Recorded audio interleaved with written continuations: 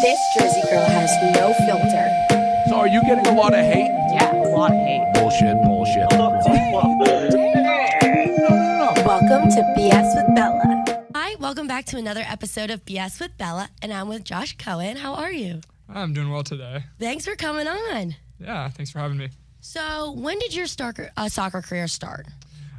So started playing soccer when I was real little, but I wouldn't say my career started then. Yeah. I would say my career I started playing semi-pro just about a year after I finished playing in college. I kind of took an extra year, and then I played one season semi-pro, which is only 3 months. Okay. And then I started playing at the professional level with big quotations around the word professional. Where did you go to college to play soccer? Did you get scouted, or did you kind of do a walk-on situation? So it was not I didn't. So I went to UC San Diego, and they were at the time were a Division II school, now a Division I school. Yep. Yeah, they transitioned recently, but I didn't do the whole fully recruited officially signing day in high school. I didn't do any of that, but I had conversations with the coaching staff before I went there. I went to kind of a spring summer tryout day sort of thing. Okay, cool. And after that, I kind of had a pretty good idea that I was going to be on the team. Or Was there ever a feeling that you wanted to play soccer in college, or was this kind of a spurt in the moment? I played really good in high school. I kind of want to see what it's like at the college level. I definitely wanted to play in college. I actually, there were some schools that I was looking at for academic or other reasons that didn't have a soccer program, and I ended up not applying to those schools because they didn't have a soccer program. And so that was definitely a big part of my decision for choosing a school. And you're especially from California, so you have a lot of options out there. Yeah. Most schools have a soccer program out there. I'd say there aren't too many that don't. There's a couple that don't have a men's program, but does have a women's program. So how did you transition from college to the European league? Because you played in Israel, correct? Yeah. And so how did you kind of get out there? I know sometimes with NBA, before people hit the pro leagues, they'll go to overseas. How did you choose to do that? Were you scouted to do that? Yeah. So for soccer, it's kind of you have college, and nowadays I would say that college is becoming a less important part of the career path for players who eventually end up playing professional. Most of the time nowadays, it's younger players who come up through a professional academy system. Like a travel league type of thing. No, it's what it's called it was the Development Academy, and now it's called MLS Next. Okay, cool. Where each MLS team and then a handful of other clubs throughout the country have this academy system where at a couple age groups, as you get close to age 18, and these are really the top players. Do you get try out, or do you have to apply and then try out? This is after my time as a youth player, so I'm not too familiar with the system nowadays, but a lot of it is through, every MLS club has a scouting network for these youth players. And so if you're playing on, a club or travel team and you're doing really well, maybe someone from the MLS club will notice you and reach out and say, hey, would you be interested in joining our academy? And then from there, it's really a pipeline where the top players who have done really well will eventually be offered professional contracts when they're, between 16 and 20 years old. Do they put you in housing when you do these European leagues, and especially Israel? And did you get housing, or was that your own type of thing? Yeah, so overseas, most countries they'll either provide the housing or they'll help facilitate everything to make it easier. And so in Israel, it was basically, you show up and they say, okay, here we have an apartment for you. Here's an apartment. My club, I was lucky enough that the owner also owned some car businesses. So he also provided a leased car to every player on the team. Like some sort of transportation and so it was real simple. It's just, okay, here's your car, here's your apartment. And some of the, they would ask some players do you want this apartment or this one? And you could look at a couple, and they had a couple leases. How was your communication with your team with the language barrier there? Was it mostly Americans on your team when you were playing in Israel, or was this kind of a mash of everyone? Not many Americans. Yeah, very. No, on my team, I was the only one. We had another one kind of in my later years that I overlapped with, but everyone speaks English to some degree. And then for a lot of the communication from the coaching staff, it was, some stuff was English, some stuff was done in Hebrew, and then anything in Hebrew, there'd always be an assistant coach kind of sitting at the back with the international players translating. There was always a group of between. Did you ever have to learn the language? So you didn't have to. You could get away without it. Okay. I definitely, and other players also, we'd pick up little stuff where it's a difficult language to speak, but over time, especially when you know the context, okay, the coach is talking about tactics, you picked up a few keywords, you could follow along a little bit, like, okay, he wants the defenders to do this, he wants the midfielders to do this. And so you understand that, but then speaking back, it was always easier to default to English. So did you change positions from college to the European League, or did you always stuck with the position of being a goalkeeper? I've been playing as a goalkeeper. I started pretty young. I was about maybe 8 years old when I started playing in goal. But in my club soccer, my travel soccer, from age 8 until I went to college at 17, I would actually split time in goal with another goalkeeper. Cool. And then a lot of the times when I wasn't in goal, when he was playing in goal, I got to play in the field and I was a left back. And so I think that gave me a lot of good experience and helped me later on. Know all different sorts of position. Understanding, the defender's position a little bit more, and also just practicing passing and foot skills. But, from then onwards, it's like, okay, you're a goalkeeper, you're focused on that. You can't do much else. Do you have any key skills that you shine yourself on when it comes to communicating with the defense, whether it be now or when it was in your European League? Do you have a certain skill that you bring to the table that no other goalkeeper has? I don't know. There isn't much that no other goalkeeper has because we all have different preferences and styles.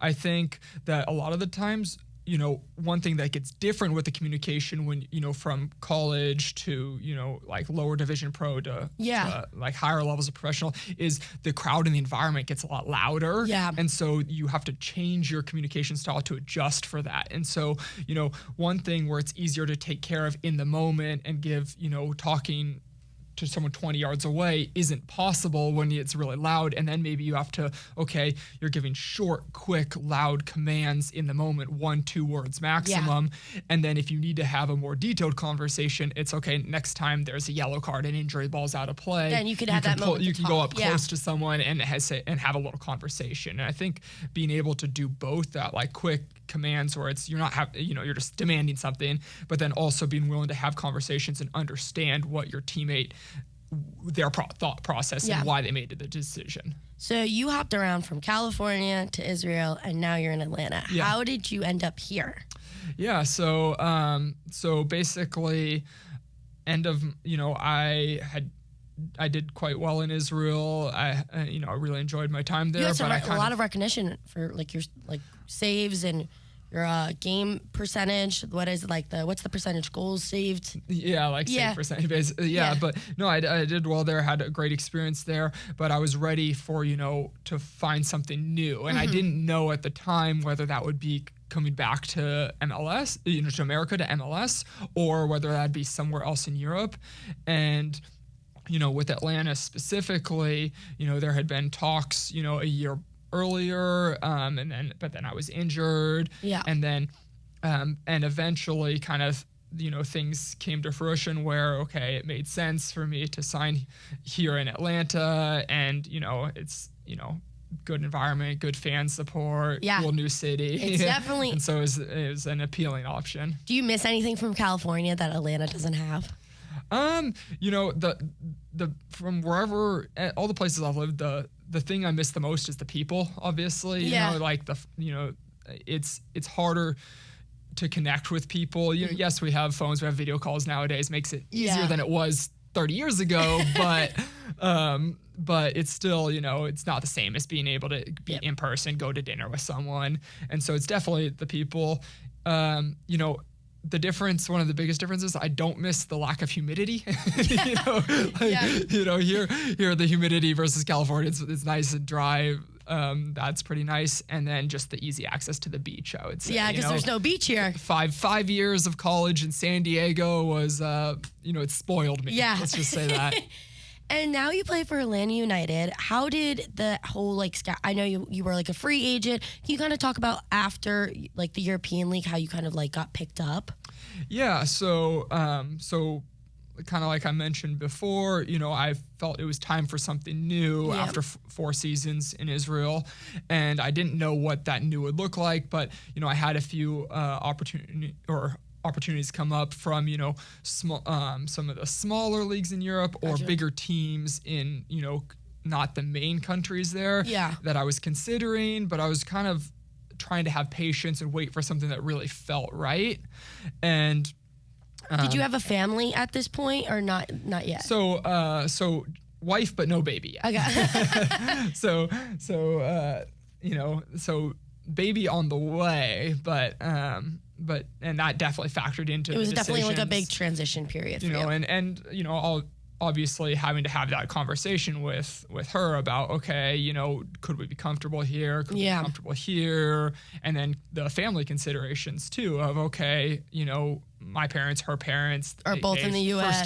They'll be first-time grandparents soon. Yeah. How does that work? And how's the feeling of playing for Atlanta United? I know you were in 5 games or so, and how was that feeling like being in like a stadium that big and like a crowd that big? Because I mean, the Europeans, like they love their like soccer. So would you say the crowds are like kind of like the same over there? I think here we have like amazing crowds, consistently really good numbers of support in the city, and that's been pretty amazing.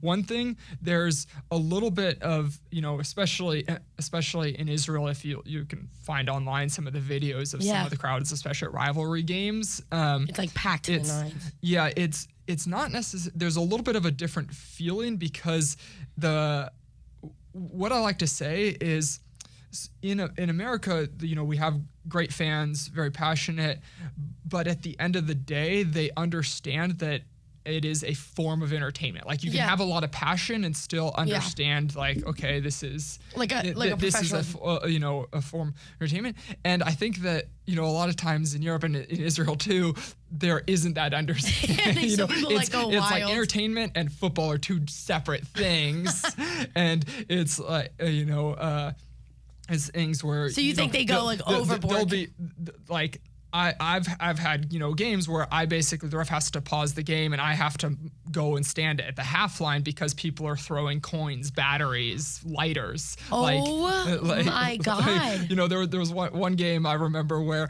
at halftime, this was against a rival team. At halftime, I'm going out to do a little warm up just for a minute or 2 before the second half starts, and I kind of like see something out of the corner of my eye and I just move a little bit, and it's a 2-liter bottle of Coke that's about, it wasn't full, but it was like a quarter full. Wild. Just like goes right by my head as I move. So the security system's low at these games. That was not great security, but a lot of flares and fireworks getting thrown onto the field. That's and so crazy. I've had ones where like, okay, there are flares being thrown, so I gotta move out. You don't see like there hasn't ever been a time in America where I've felt like, this might be a little dangerous, to be here in front of this crowd. Compared to Europe and like here. And different countries have various levels. You look at some of the rivalry games. You watch some videos from like Serbia and stuff. Some of those rivalries are pretty crazy. Wow. Down in Brazil, there's some pretty amazing ones with minimal crowd control. How is like your team bonding? I know right now, like you got recently signed to them, and you're in like a new state, a new environment. How did you like create that like team bond with your new team? Yeah, so I think that, it's something where all of us as professionals, we're kind of used to that idea that, okay, players move around and there's always new people coming in or people leaving. And so as long as you have a group in the locker room that's, the right personality, and I think we do have that, it's pretty welcoming, and it's this, shared feeling, shared life that you can connect with other people in the locker room because they have a similar lifestyle to you, and it's pretty unique lifestyle. We're fortunate to get to play this game as long as we do, and that's our job. But it's something that you can connect with these people on a level that it's harder to connect with people outside that locker room, and so that makes it easier. And then just it's little things of just like asking players asking, oh, how's your family, like taking notice. Oh, nice. And the other way around. And then little things like if one person has a kid who's having a birthday party, other teammates will go or bring their kids. Oh, that's nice. Okay, like that, so it's it's like the dad club. There's that, but then also just you do have a locker room where you have guys and they're in our 30s, and you have also guys who are 18 years old. And so, oh my God, so I know. It's a little bit, like different, but it's kind of fun to like share about like, oh, okay, what do you guys do with your free time? Because I know what I did when I was I was in college, 18, 19, and so I was now studying they're playing and for stuff. like a professional. And now so I was like, oh, what do you do in the afternoon? So some golfing, they're playing video games, they're having fun, they're living life, it's fun to hear that and talk to them. So now that, you've played in 5 games, what was like the most memorable game for you so far? Or your most crowd favorite? Yeah, the most memorable was definitely the Open Cup one over in Charleston, just because it went to overtime, penalty kicks, and kind of win right at the end. So definitely most memorable from the on-field perspective. I think, when you take everything into account, it's really like the first time, the first time you step into the home environment and you're like, oh wow, you're walking out, you see the crowd and everything. That's pretty special too. And so you get to. And Mercedes-Benz is a nice stadium. At Mercedes-Benz Stadium. That's pretty cool too. And now, how do you handle the pressure? I know being a goalkeeper, like you kind of, I used to play soccer like way back then, but like the goalkeeper kind of gets the runt, the end of the game, like if something happens or, it's the last like penalty kicks, like you just kind of get the heat. It's just like kind of one of those things. How do you handle like the noise and the pressure? Do you have like a, I don't know, like something you go home to or you do something like kind of just like to relieve the stress? Yeah, so in the moment, I think it's something where, trying to just like during the course of a game, stay grounded. I like to have like a little, mantra for each game or something that, and it could be different for different games, but like a pregame ritual thing. Not really pregame, but like in the moment, just in my head, just repeating, something where I'm like, okay, like stay connected with the back line. It's something that I can come back to and focus on that keeps me in the moment. Mm-hmm. And then in general, it's, you don't want to ride the highs or the lows. Yeah. You don't ride the roller coaster. Try and stay even keel and it's things like you said, it's a high pressure position and, mistakes equal goals. Yeah. And so there's that, that risk and something where you can't think about it too much and you have to just, trust your ability, trust your training, trust that. And then, if mistakes do happen, if bad things do happen, you have to have, a little bit of a goldfish memory. Yeah. Okay, you can dwell on it a little bit. You can dwell on it a little bit, but you need to move on, but you need to learn from it too, and something like, okay, what can I take out of this? What can I learn from it without dwelling on it, without affecting it, and then, move on. Yeah. To kind of transition into some fun things, what do you have like a favorite soccer player that you look up to? I mean, you're in the professional league, but did you have one growing up or you still look up to now? Yeah, so like growing up, Peter Schmeichel, amazing goalkeeper, someone where I had a goalkeeper trainer when I was a lot younger who was, Danish, and he gave me a copy of, the Schmeichel's autobiography, made me read it and that sort of stuff. And so that was, one, of, watching him. And then there's a lot of goalkeepers around the world where I can try and draw one or two things from them, looking at like, I remember watching Keylor Navas, watching his footwork and how he approached, movement in the game. Some of the German goalkeepers and the, how they're their blocking with their feet and those sorts of things. And so there's little bits and pieces where I like to watch and say like, oh, that's new, that's cool. Maybe I can try that, see how it feels for me, because what feels good for me is going to feel different for another goalkeeper. Do you have any like personal hobbies outside of soccer? Like, do you have something like you like to do with your family, or you like to do something on the side? Because probably soccer, like, consumes a lot of your time. So. Yeah, right. I mean, right now, with the baby, just like trying to spend as much time with her as I can, and doing that. And we've, now Atlanta, a new city. My wife and I have been trying to go together and take the baby out in the jogging stroller and go explore some of the city for the first time. Well, yeah, a little bit the city, but also some of the various areas outside, like going up to the Roswell Boardwalk last week and going on a little run there, or going to going in the Chattahoochee River and checking out and so just like it's all new areas,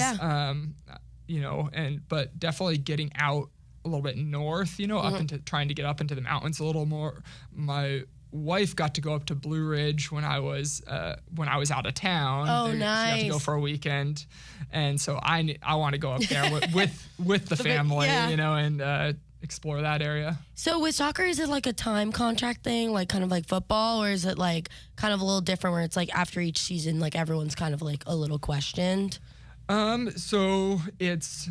So most players, I would say, have multi-year contracts.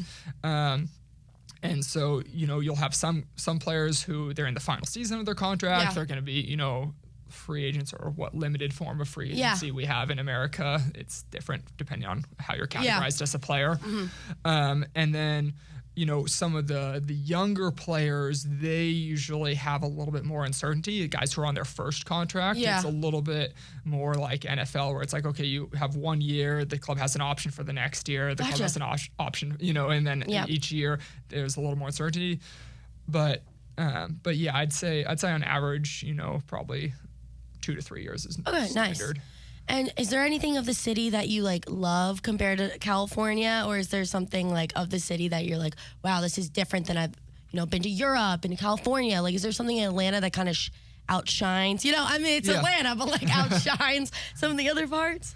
Yeah, I honestly, I really like the barbecue. It's great. It's been great. I've been going and trying different places, but then also just having the rivers. I haven't checked out any of the rivers since I moved here. Just like going to like the shore, the water, the shore of the water, and like wading in a little bit, and because they're at least around here, they don't get very deep, and so you can kind of just like walk out and hang out in the water.